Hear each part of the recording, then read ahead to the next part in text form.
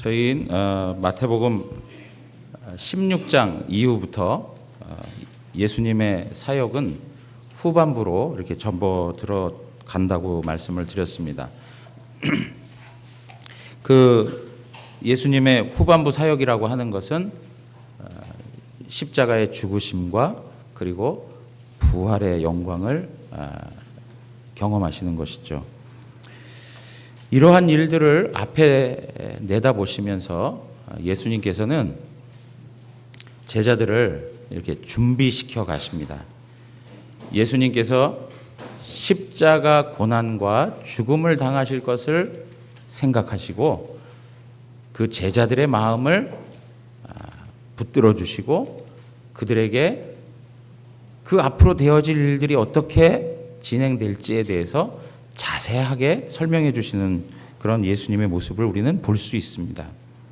예수님께서 그런 말씀하셨죠. 자기를 부인하고 자기 십자가를 지고 나를 쫓으라.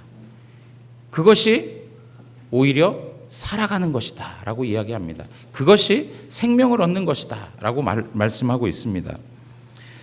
그러면서 예수님께서는 베드로, 요한, 야고보를 데리고 가셔서 변화산에서 부활의 영광이 무엇인지, 하나님 나라의 영광이 무엇인지를 보여주셨습니다. 세상에서 경험할 수 없었던 그 경이로운 장면을 그 제자들이 경험하게 만드시죠. 그래서 예수님께서 십자가에 죽으시고 다시 부활하실 것에 대한 말씀을 경험하도록 보여주시는 것입니다. 뿐만 아니라 예수님께서 변화산상에 계실 때에 그 밑에 남겨있던 제자들은 벙어리 귀신 들린 아이와 씨름하는 그러한 힘겨운 싸움을 하고 있었는데 그때에 예수님이 내려오셔서 뭐라고 말씀하시냐면 그 벙어리 귀신 들린 아이를 고쳐주시고 믿음이 없는 문제로 인하여서 너희가 하나님의 능력을 경험하지 못한다라고 말씀해 주셨습니다. 믿음이 없다는 것이 문제다라고 말씀하신 것이죠. 그러니까 예수 그리스도가 부재, 예수 그리스도가 계시지 않는 상황에서도 믿음만 있으면 예수 그리스도께서 행하신 그 일들도 이 제자들이 행할 수 있음을 말씀해 주신 것이죠. 그래서 믿음 있는 자는 어떻게 한다고요? 기도하게 되어 있고 기도함을 통해서 그 믿음의 부요함을 얻을 수 있음을 말씀해 주셨습니다. 여러분 오늘 본문 말씀을 이렇게 보면 22절에서 23절에 있는 말씀을 한번 보십시오. 갈릴리에 모일 때 예수께서 제자들에게 이르시되 인자가 장차 사람들의 손에 넘겨져 죽임을 당하고 제3일에 살아나리라 하시니 그렇게 얘기해요. 또 예수님께서는 뭘 말씀하시는 거예요? 예수님께서 이제 앞으로 경험하게 될 일들에 대해서 또 말씀해 주셨어요. 우리가 잘 알지만 마태복음 16장 21절 가서 한번 보세요. 스크린에 없습니다. 마태복음 16장 21절로 가서 보시면 이때로부터 예수 그리스도께서 자기가 예루살렘에 올라가 장로들과 대제사장들과 서기관들에게 많은 고난을 받고 죽임을 당하고 제3일에 살아나야 할 것을 제자들에게 비로소 나타내시니 그렇게 말씀하고 있어요. 제자들에게 끊임없이 이제 예수 그리스도께서 죽으시고 다시 살아날 것에 대해서 말씀해 주시죠. 그리고 16장 한번 보세요. 16장에 9절 가서 보시면 17장 9절입니다. 17장 9절로 가서 보시면 변화산에서 내려오시면서도 그런 말씀을 하세요. 그들이 산에서 내려올 때에 예수께서 명하여 이르시되 인자가 죽은 자 가운데서 살아나기 전에는 본 것을 아무에게도 이르지 말라 그래요. 인자가 죽은 자 가운데에서 살아날 것 그 부분에 대해서 언급해 주고 계시죠. 그것을 경험하기 전에는 너희가 봤던 그 영광에 대해서 아무에게 말하지 말아라 라고 이야기를 하십니다. 그러니까 지금 우리가 읽었던 마태복음 17장 22절에 있는 이 말씀을 보면 벌써 예수님께서 제자들에게 몇 번을 언급하신 거예요? 예수님의 죽으심과 부활하심에 대해서 세 번째 언급해 주시는 거예요. 세 번째 언급하는 것뿐만 아니라 그 일들을 대비할 수 있도록 마음을 준비할 수 있도록 여러 사건을 통해서 그들에게 말씀해 주고 있는 것을 볼 수 있어요. 그런데 제자들은 오늘 예수님의 말씀을 듣고도 어떤 반응을 보이냐면 23절 후반부에 보니까 제자들이 매우 어떻게 했습니까? 근심하더라 그랬습니다. 제자들이 매우 근심하더라. 자, 이 마태복음 17장과 같은 평행 본문을 보면 마가복음 9장 31절 32절에 나오는데요. 거기 보면 우리 스크린 한번 띄워주실까요? 말씀. 이는 제자들을 가르치시며 또 인자가 사람들의 손에 넘겨져 죽임을 당하고 죽은 지 3일 만에 살아나리라 하는 것을 말씀하셨기 때문이더라. 32절 다 같이 한번 읽겠습니다.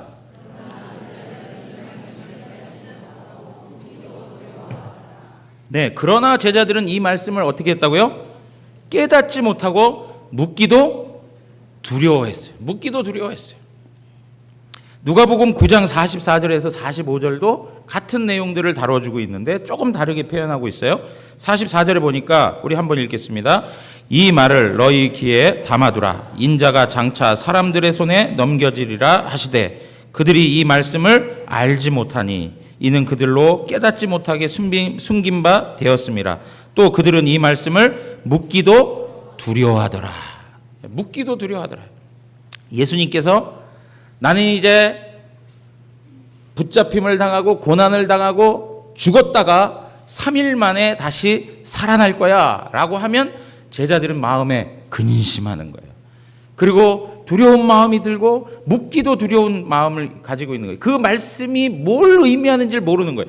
우리의 생각대로라면, 제자들의 생각대로라면 예수님은 이대로 많은 사람들에게 인기를 더 얻고 많은 사람들에게 그 왕으로 인정을 받고 결국에는 이 많은 사람들로부터 왕의 칭송을 받아서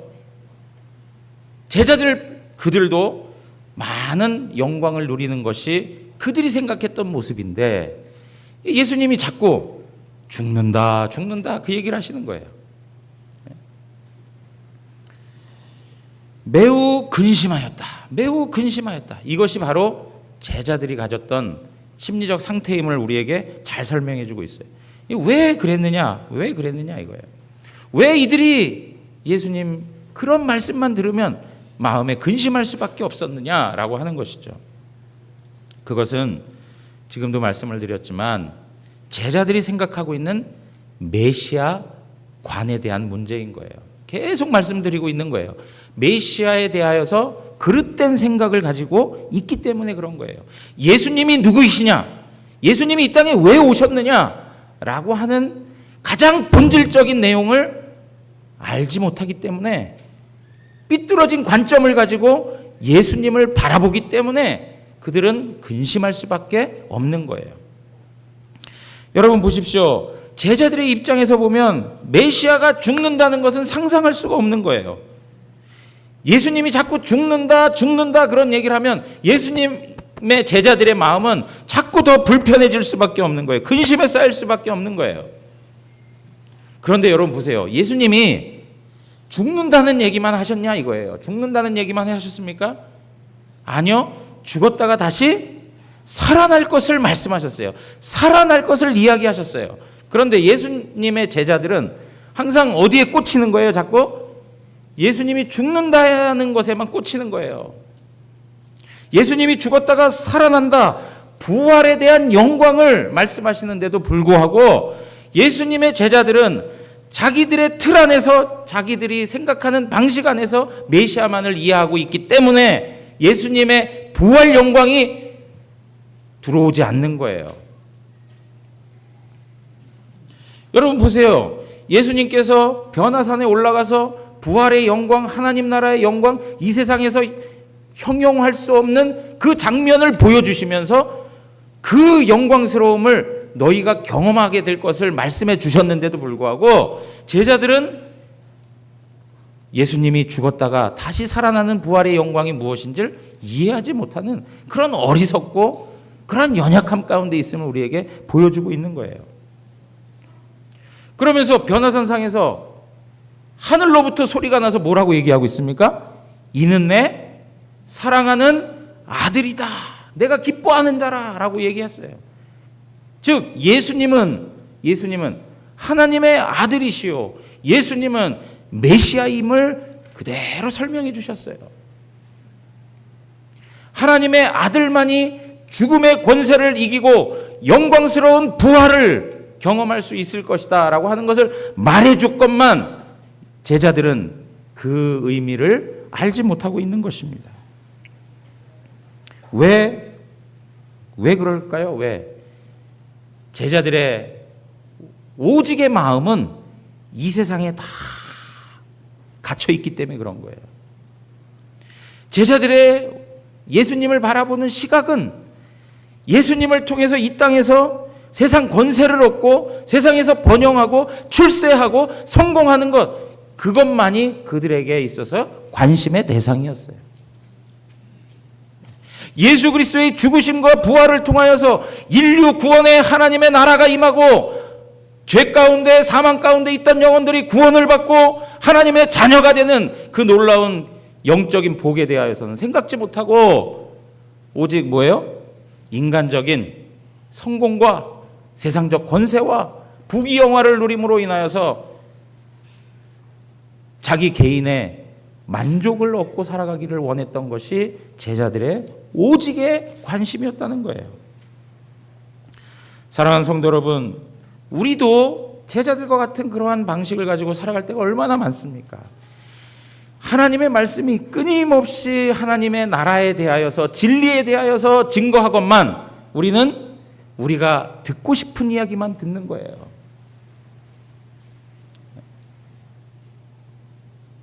어떤 이야기요? 어떻게 하나님으로부터 많은 은혜 속에 세상에서 성공을 얻었으며, 그리고 기도를 했더니 하나님께서 기도 응답을 해주셔서 내가 이만큼 출세했다던가, 막 이런 것에만 관심이 많은 거예요. 어떻게 하면 세상에서 돈을 잘 버는 복을 받을 수 있을까? 다른 사람보다 잘 살고 편하게 누리는 삶을 살 수 있을까? 어떻게 하면 내 마음에 짐을 덜고 더 마음 편하고 근심 없이 행복하게 살아갈 수 있을까? 우리 남편이 어떻게 하면 더 승진할 수 있으며, 그리고 우리의 자식들이 더 좋은 직장, 좋은 학교, 좋은 사람 만나서 정말 이 세상에서 행복하게 살아갈 수 있을까? 이것이 우리의 오직의 관심인 거예요. 물론 모든 분들이 다 그렇다라고 말할 수는 없지만 우리의 마음 가운데는 항상 이러한 심리가 도사리고 있는 것을 부인할 수는 없는 것이죠. 여러분, 제가 이제 구역장님들하고 이 말씀을 나누다 보니까 이런 말씀을 하시더라고요. 개똥밭에 굴러도 이승이 좋다. 저는 소똥에 굴러도 이승이 좋다 그렇게 들었는데 제가 그걸 한번 속담을 다시 찾아봤더니 개똥밭에 이렇게 표현하고 있더라고요. 개똥밭에 굴러도 어디가 좋다고요? 이승이 좋다. 이승이 좋다. 그냥 관심이 현세적인 거에 다 있는 거예요. 보이지 아니하는 하나님의 나라와 보이지 아니하시는 하나님과 그분이 주시는 은혜와 은사들에 대하여서는 별로 관심이 없어 보여요. 그냥 오직의 관심이 다 이 세상에 있는 거예요. 제가 지난주에 우리 노회원이시였던 안세경 목사님 하나님이 불러 가셨는데요. 참 건강하셨다고 생각을 했어요. 그리고 너무 갑작스럽게 이렇게 돌아가셔서 참 안타까운 마음도 있습니다. 근데 우리가 그 예배를 드리는데 노회장 목사님께서 이런 말씀을 하세요. 안 목사님이 그 건강을 잃고 병원에 입원하셔서 정말 이제 위독하시다라고 하는 이야기를 듣고 하나님 앞에 간절히 기도했다는 거예요. 하나님 고쳐주십시오. 기적을 보여주십시오 하고 기도했는데 하나님께서 우리의 뜻대로 기적을 보여주시지 않고 하나님이 불러가셨다는 거예요. 우리가 간절한 마음으로 정말 병 낫기를 구하고 하나님 살려주십시오. 살려주셔서 하나님 영광을, 하나님 여전히 살아계심을 좀 나타내 보여주십시오. 이렇게 간구할 수 있는 거 아니겠습니까? 그런데 하나님께서 그 기도를 듣지 아니하시고 그냥 데려가 버리셨다는 거예요. 그러니 마음 가운데 하나님을 향하여서 때로는 원망도 생길 수 있고, 하나님 왜 그러셨습니까? 하나님 왜 불러가신 것입니까? 하는 여러 의구심을 가지고 하나님 앞에 나갈 수 있지 않겠어요? 그게 우리의 마음 아니겠어요? 그런데 목사님께서 하나님 앞에 묵상하는 가운데 이런 생각이 들었다는 거예요. 정말 어려운 질병 가운데에서 다시 회복돼서 일상적인 삶을 살아가는 것도 기적이지만, 한 영혼이 하나님의 은혜에 붙들려서 죽음의 문턱을 넘어 지옥을 향하지 아니하고 하나님 나라로 가는 것도 하나님의 엄청난 기적이 아니냐 이거예요. 꼭 우리는 우리가 살아가는 현 시대에서, 우리가 살아가는 이 세상 속에서 무엇인가 기적을 바라고 살아가는데, 그 하나님의 놀라운 기적이 보이지 아니하는 영역 속에서도 나타나고 있다는 것을 우리는 알 수 있어야 된다는 것이죠.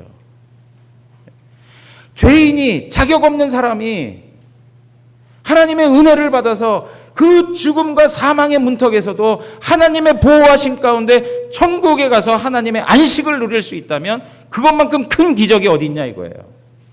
여러분 믿으십니까? 이것이 바로 하늘을 바라보고 하나님 나라의 백성들이 살아가는 삶의 방식들 아닙니까? 그런데 우리는 이러한 모습들은 자꾸 놓쳐버리고 어떻게 해요? 현세에만 마음을 빼앗기고 사는 거예요. 물질적인 관심에만 마음을 빼앗기고 사는 거예요. 세상에서 잘되고 세상에서 복받고 세상에서 횡재하는 그런 것에만 관심을 갖고 사는 거예요. 그리고 그것대로 되지 않으면 마음에 실족함이 있어요. 마음에 원망함이 하나님 앞에 생겨나요. 하나님 왜 안 들어주시는 겁니까? 하고 삐치는 마음이 생겨나는 거예요.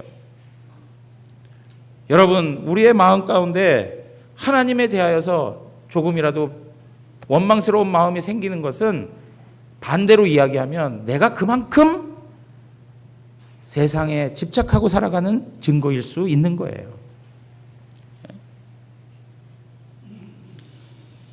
사랑하는 성도 여러분, 이러한 하나님의 그 놀라운 그 부요함들이 우리 인생 가운데 있는데, 우리는 그냥 제자들의 모습처럼 그냥 이 세상에서 복을 좀 누렸으면 좋겠다 이런 생각을 갖고 있는 것이죠. 우종유 목사님이 이제 또 설교를 하시는데 그런 말씀을 하세요. 제가 이제 한 주간 동안 저 월요일부터 우리가 주일날 말씀을 나눌 본문 가지고 계속 묵상을 하면서 지내니까 그런 거 말 한마디 한마디가 계속 연결이 되는 거예요. 우정희 목사님이 그런 얘기하세요. 하나님께서 우리에게 많은 은혜와 은사들을 주신다 이거예요. 그런데 우리의 죄된 몸을 가지고는 그 하나님의 부요한 것들을 다 받아 누릴 수가 없다는 거예요.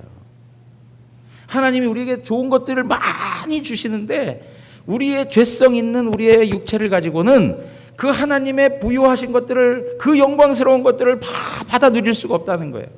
그래서 하나님께서 육신의 몸을 벗어 우리를 하나님께로 데리고 가셔서 하나님의 가장 좋은 것들, 하나님의 가장 영광스러운 것들을 마음껏 누리도록 하신다는 거예요. 여러분 이것도 믿으십니까? 그러니까 죽음이라고 하는 것이 우리 인간 편엔 참 슬픔이고 아픔이지만 하나님 편에 있어서, 그리고 그 죽음의 당사자는 뭐예요? 하나님의 엄청난 은혜를 누리는 그 영적 보상을 누리며 살아가고 있는 것이죠. 희미하게 보였던 것, 긴가민가하게 확인하며 살았던 것들이 하나님 안에서, 그리스도 예수 안에서 하나님 나라에서 확실하게 체험되는 그러한 복된 삶을 살아가는 거예요. 그런데 우리는 죽지 않겠다는 거예요. 왜? 죽으면 끝나버리는 것 같아요. 그러나 이러한 것들은 세상 사람들이 말하는 거라면 이해가 될 만한 법이에요. 왜? 세상 사람들은 죽음밖에 이 세상에서 이 현재적인 삶밖에는 없어요. 죽음 이후의 삶은 그들에겐 존재하지 않는다고 생각해요. 그러니까 현 세상에서 승부를 걸고 현 세상에서 경쟁하여 자기가 얻어내야 되는 거예요. 그러니까 치열하고, 그러니까 사기치고 속이면서까지라도 그 세상의 영광스러운 것들을 거머쥐려고 하다가 정말 비참하게 삶을 마무리하는 것이 바로 이 세상의 형편인 거예요. 사랑하는 성도 여러분, 하나님께서 우리에게 온갖 좋은 은사와 온전한 선물을 하늘로부터 우리에게 허락해 주십니다. 그것을 바라보고 살아갈 수 있는, 그것을 경험하고 살아갈 수 있는 은혜가 있기를 원합니다. 그러려면 이 세상적 욕구와 욕망을 하나님 앞에서 내려놓고 자아가 죽어야 되는 거예요. 그래야 부활의 영광이 우리 가운데 나타날 수 있다는 것이죠. 사랑하는 성도 여러분, 오늘 하나님께서는 이 종말의 때를 살아가고 있는 우리 성도들에게도 똑같이 하나님 나라의 귀한 것들을 우리에게 계속 설명해 주세요. 영적인 진리와 하나님 나라의 보화, 이런 것들을 계속 말씀해 주고 계세요. 그런데 이것들을 모른 채 그냥 세상에만 관심 갖고 살아간다면 그건 너무나도 어리석은 거예요. 오늘 우리가 그 하나님의 자상한 인도하심과 깨닫게 하심이 우리 가운데 있다는 것은 정말 복받은 거예요. 우리 성도님들이 예수 그리스도 안에서 주어지는 하나님 나라의 영광이 무엇인지, 그것이 얼마나 크고 놀라운 것인지를 내가 확인하고 알고 살아간다면 그거야말로 하나님 앞에서 은혜를 누리고 살아가는 성도인 것입니다. 사랑하는 성도 여러분, 우리 모든 성도들이 이러한 복된 은혜 가운데 거하기를 주님의 이름으로 축원합니다. 오늘 예수님께서는 이러한 내용을 이제 그 다음 본문의 내용들을 가지고 또 설명해 주십니다. 무슨 얘기냐? 예수님께서 죽는 것, 그것이 어떠한 결과를 만들어내는가를 우리에게 설명해 주고 있어요. 제자들아, 근심하지 마. 염려하지 마. 내가 죽는 것이 어떤 결과를 만들어내는지 너희들이 알아야 돼. 하면서 지금 그 다음 본문을 우리에게 설명해 주고 있는 거예요. 여러분 보세요. 오늘 보니까 예수님이 가버나움에 도착하셨습니다. 그때 반세계를 받는 자들이 베드로에게 나와서 묻습니다. 너의 선생은 반세계를 내지 아니하느냐? 이에 대해서 베드로가 뭐라고 합니까? 내신다 라고 이야기하고 집으로 들어갑니다. 그랬더니 예수님께서 베드로에게 묻습니다. 시몬아, 네 생각은 어떠하냐? 세상 임금들이 누구에게 관세와 국세를 받느냐? 자기 아들에게냐 아니면 타인에게냐? 그러니까 베드로가 뭐라고 해요? 아니 무슨 아들이 아버지한테 세를 냅니까? 일반 백성들 타인이 세를 내는 것이죠. 이렇게 얘기하는 거예요. 그러니까 예수님께서 이 말씀을 통해서 뭐라고 얘기하시냐면, 뭐라고 얘기합니까? 26절 다 같이 한번 읽겠습니다. 26절입니다. 베드로가 이르되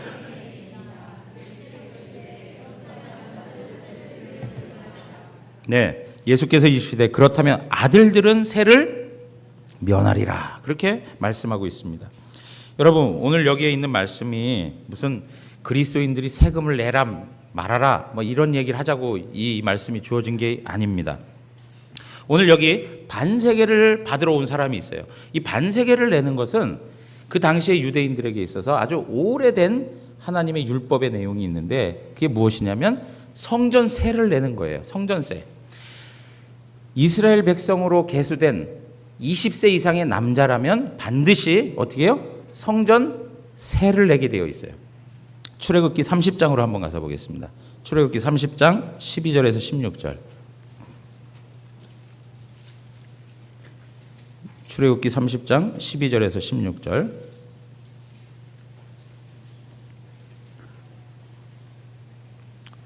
한번 12절 제가 먼저 읽고 13절 교독하도록 하겠습니다. 내가 이스라엘 자손의 수요를 조사할 때 조사받은 각 사람은 그들을 계수할 때 자기의 생명의 속전을 여호와께 드릴지니 이는 그들을 계수할 때 그들 중에 질병이 없게 하려 함이라.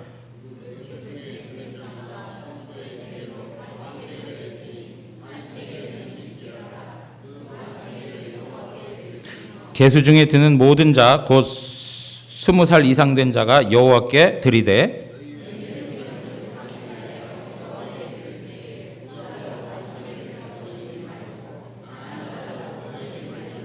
너는 이스라엘 자손에게 속전을 취하여 회막 봉사에 쓰라. 이것이 여호와 앞에서 이스라엘 자손의 기념이 되어서 너희의 생명을 대속하리라. 아멘. 여러분, 성전세를 내는데 이게 구약 성경에서는 뭐라고 표현하고 있냐면 생명의 속전이다, 그렇게 표현하고 있어요. 생명의 속전이다. 20세 이상의 이스라엘 남자들은 반드시 내야 되는 거예요. 오늘 말씀해 보니까 부자라고 안 내도 되고, 가난하다고 안 내도 되고, 부자라고 더 내도 되고, 가난하다고 덜 내도 되는 게 아니라 모두가 다 동등하게 반세계를 내야 된다, 그렇게 얘기하고 있어요. 이 말씀이 주어진 배경은 하나님께서 이스라엘 백성들을 애굽 땅에서 그 장자들의 죽임을 통해 그 백성들을 구원해 내시고 하나님께 속한 하나님의 백성이 되었음을 기억하라고 하나님께서 그들에게 성전세를 내라고 말씀하신 거예요. 그러니까 자기 자신들이 구원받은 은혜에 대하여서 감사의 표시를 하는 거예요. 자신들이 죽어야 할 그 위치에서 자신들이 구원받고 하나님께 속하여 하나님의 자녀가 되었다는 것을 감사함으로 성전세를 드리는 거예요. 이걸 출애굽기에서는 뭐라고 표현하고 있냐면 성전세라고 표현하지 아니하고 생명의 속전, 이렇게 표현하고 있는 거예요. 생명의 속전이다. 그런데 여러분 보세요. 이 생명의 속전 반세계를 내지 아니하면 어떤 일이 생겨납니까? 생명의 속전 반세계를 내지 아니하면 무슨 일이 생겨난다고 그래요? 성경을 읽을 땐 읽었는데 12절에 가서 보시면 자기의 생명의 속전을 여호와께 드릴지니 이는 그들을 계수할 때 그들 중에 무엇이 없게 하려고 해요? 질병이 없게 하려 한다 그래요. 질병. 옛날 개역 성경에는 온역이라고 표현하고 있어요. 온역. 질병이 없게 하려고 한다. 질병. 여러분, 여기에 질병이라고 표현되어 있지만 사실은 저주예요. 저주. 생명의 속전을 내지 아니하면 전부 저주 아래에 있게 된다, 이렇게 말하는 거예요. 핏값을 지불하지 아니하면 저주 가운데 있게 된다라고 말씀하고 있는 거예요. 사랑하는 성도 여러분, 오늘 우리가 읽었던 마태복음 이 본문에서 이 성전세를 걷는 이들이 베드로에게 묻는 것이 생명의 속전을 예수님이 내시는 것이냐, 이렇게 묻는 거하고 똑같은 거예요. 생명의 속전을 예수님이 내시는 것이냐. 그러니까 베드로가 뭐라고 그래요? 그렇다, 그렇게 얘기하는 거예요. 여러분, 우리가 잘 알고 있는 것이지만 예수 그리스도께서 생명의 속전을 내어주시지 않으면 우리는 저주 아래 있는 것입니다. 예수 그리스도께서 십자가에서 우리를 대신하여 대속의 은혜를 주시지 않으면 우리는 죄와 율법 가운데 사로잡혀 우리는 하나님의 영원한 심판과 저주를 받을 수밖에 없습니다. 하나님의 영원한 심판과 저주에서 구원받는 것은 예수 그리스도 그분의 대속 구원을 통하여서만 이루어질 수 있는 것입니다. 여러분, 시편 49편으로 한번 가서 보세요. 시편 49편 6절에서 8절 다 같이 읽겠습니다. 자기의 재물을 의지하고 부유함을 자랑하는 자는 아무도 자기 형제를 구원하지 못하며 그를 위한 속전을 하나님께 바치지도 못할 것은 그들의 생명을 속량하는 값이 너무 엄청나서 영원히 마련하지 못할 것임이니라. 아멘. 여러분 보세요. 여기 자기의 재물을 의지하고 부유함을 자랑하는 자, 쉽게 얘기하면 부자라는 것이죠. 물질이 많은 사람이에요. 그런데 자기 형제를 구원하지 못한다고 그래요.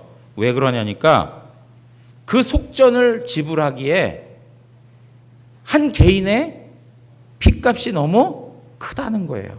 자, 8절 보세요. 그들의 생명을 속량하는 값이 너무 엄청나서 영원히 마련하지 못한다 그래요. 한 명을 살리는 일, 한 명을 생명으로 인도하기 위해서 인간들이 가지고 있는 물질로는 그 한 생명을 얻을 수가 없다는 거예요. 여러분, 빌 게이츠가 가지고 있는 엄청난 돈이 더 가치가 있습니까? 한 영혼, 한 생명이 가치가 있습니까? 네, 정확히 얘기하셔야 돼요. 네. 한 생명을 살리기 위해서 빌 게이츠가 가지고 있는 그 돈을 다 버릴 수 있습니까? 네. 사실은 한 생명에 대한 가치는 돈으로 따질 수가 없는 것이죠. 여러분, 오늘 주님께서 뭐라고 말씀하셨냐면 한 영혼이 천하보다 귀하다 그랬습니다. 한 영혼이 천하보다 귀하다. 여러분, 내가 참 보잘것없는 존재이고 연약한 사람이고 실수도 많고 죄투성이 인생인 것 같지만 내 생명이 천하보다 귀하다는 거예요. 우리의 영혼이 하나님 보실 때 천하보다 귀한 영혼이라는 거예요. 우리 옆에 계신 분들한테 한번 이야기하세요. 당신은 천하보다 귀한 분이십니다. 예? 당신은 천하보다 귀한 분이십니다. 한번 이야기하세요. 가치가 없지 않아요. 보잘것없어 보여도 천하보다 귀한 영혼이에요. 그 생명을 대신할 것이 세상에는 있어요, 없어요? 세상에는 없어요. 금이나 은이나 이런 것들로 우리가 생명을 얻은 것이 아니라 이거예요. 그러면 우리를 구원해 준 것이 무엇이냐 이거죠. 우리에게 생명을 부여해 주실 수 있는 유일한 것이 무엇이냐 이거죠. 성경에서는 그것을 바로 메시아의 십자가 사건이라고 말하고 있는 것입니다. 이사야 53장 5절에서 6절 보면 그가 찔림은 우리의 허물 때문이요 그가 상함은 우리의 죄악 때문이라. 그가 징계를 받음으로 우리는 평화를 누리고 그가 채찍에 맞음으로 우리는 나음을 받았도다. 우리는 다 양 같아서 그릇 행하여 각기 제 길로 갔거늘 여호와께서는 우리 모두의 죄악을 그에게 담당시키셨도다. 우리가 치러야 할 죄값을, 내가 감당해야 할 죄값을, 하나님 그분의 영원한 심판을 내가 받아야 할 그것을 누가요? 어린 양이 그것을 다 담당하셨다. 그렇게 얘기하고 있습니다. 이사야 44장 22절 말씀을 한번 다 같이 읽겠습니다. 내가 내 허물을 빽빽한 구름같이 내 죄를 안개같이 없이 하였으니 너는 내게로 돌아오라. 내가 너를 구속하였음이니라. 여호와 하나님이 말씀하시는 거예요. 내가 내 허물을 빽빽한 구름같이 내 죄를 안개같이 없이 하였으니 너는 내게 돌아오라. 내가 너를 구속하였다. 사랑하는 성도 여러분, 이러한 예언의 말씀은 바로 예수 그리스도를 통해서 온전히 이루어지고 있음을 성경은 말씀해주고 있습니다. 우리 베드로전서 1장 18절에서 19절 또 한번 읽겠습니다. 베드로전서 1장 18절에서 19절입니다. 다 같이 읽습니다. 너희가 알거니와 너희 조상이 물려준 헛된 행실에서 대속함을 받은 것은 은이나 금같이 없어질 것으로 된 것이 아니요 오직 흠없고 점없는 어린 양 같은 그리스도의 보배로운 피로 된 것이니라. 아멘. 여러분, 우리가 생명을 얻을 수 있는 것, 우리가 하나님의 자녀가 된 것, 우리가 하나님과 사귈 수 있고 화해할 수 있는 것, 우리가 하나님 앞에서 의롭다함을 받고 영생을 누리며 살아갈 수 있는 것, 이것은 예수 그리스도의 보혈 때문입니다. 예수 그리스도의 보혈 때문이에요. 예수님께서는 제자들에게 얘기하는 거예요. 내가 죽는 것이 어떤 결과를 만들어내는가? 그것은 나의 죽음은 너희들의 생명의 속전이 된다라고 하는 말씀이에요. 내가 죽음으로 너희가 나음을 입고, 내가 죽음으로 너희가 영생을 얻고, 내가 죽음으로 너희가 하나님의 자녀가 되는 것이다. 여러분 믿으십니까? 예수 그리스도의 죽으심이 가지고 있는 의미인 거예요. 사랑하는 성도 여러분, 우리는 정말 보잘것없고 자격 없어요. 정말 이런 표현해서 죄송하지만 인간 쓰레기 같은 존재예요, 정말로. 그런데 하나님께서 우리에게 어떻게 다가오셨는가를 우리는 기억하셔야 돼요. 우리 스크린에 없습니다. 로마서 한번 보겠습니다.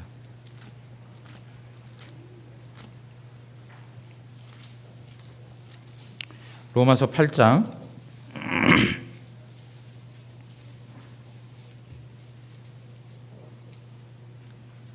31절, 32절입니다. 로마서 8장 31절, 32절 다 같이 읽겠습니다. 그런즉 이 일에 대하여 우리가 무슨 말하리요? 만일 하나님이 우리를 위하시면 누가 우리를 대적하리요? 자기 아들을 아끼지 아니하시고 우리 모든 사람을 위하여 내어주시니가 어찌 그 아들과 함께 모든 것을 우리에게 주시지 아니하겠느냐? 누가 능히 하나님께서 택하신 자들을 고발하리요? 의롭다 하시는 이는 하나님이시니 누가 정죄하리요? 죽으실 뿐 아니라 다시 살아나신 이는 그리스도 예수시니 그는 하나님 우편에 계신 자요 우리를 위하여 간구하시는 자신이라. 아멘. 사랑하는 성도 여러분, 우리는 하나님 앞에서 할 말이 없는 죄인입니다. 하나님 앞에서 우리의 의를 나타낼 길이 없습니다. 하나님 앞에 조금도 고개를 들 수 없고 하나님과 눈을 맞을 수도 없는 그러한 불의한 인생입니다. 그런데 하나님께서 우리를 위해 주셨다는 거예요. 하나님께서 우리의 불의함을 벗어내고 우리로 하여금 하나님 앞에 의롭다 하는 하나님의 자녀가 되기 위하여 하나님이 지극히 사랑하는 하나님의 아들 예수를 우리 대신하여 죽이셨다는 거예요. 내가 뭐라고 나 같은 존재를 살리자고 하나님이 그렇게 사랑하시는 그 아들을 나 대신 내어주시냔 말이에요. 하나님이 우리를 어떻게 대접해 주시고 어떻게 대우해 주시는지 감이 오십니까? 하나님의 영원하신 아들, 그분보다 더 사랑하는 마음을 가지고 우리에게 찾아오신 거 아니겠어요? 사랑하는 성도 여러분, 우리가 그 하나님의 은혜를 받아 누리고 있다는 것을 하나님 앞에서 항상 기억하고 살아가야 될 줄 믿습니다. 이 성전세를 내므로 말미암아 성전 봉사하는 데 쓰임을 받았다는 거예요. 그게 감사함으로 하나님 앞에 쓰여지는 거예요. 사랑하는 성도 여러분, 예수님께서 죽으심을 통해서 주어지는 것은 이 세상의 부귀영화는 아닐지라도 예수님께서 죽으셔서 나타나는 결과는 하늘의 것을 우리로 하여금 누리게 하셨습니다. 그 은혜를 바라보시면서 오늘도 하나님 앞에서 이 땅을 살아가면서 주눅 들고 힘 빠진 모습으로 좌절과 낭만 가운데 사는 것이 아니라 하늘의 부요한 은혜를 누리며 살아가는 영광스러운 하나님의 자녀로 하나님 앞에 살아가는 은혜가 있기를 주님의 이름으로 축원합니다. 우리 이 시간에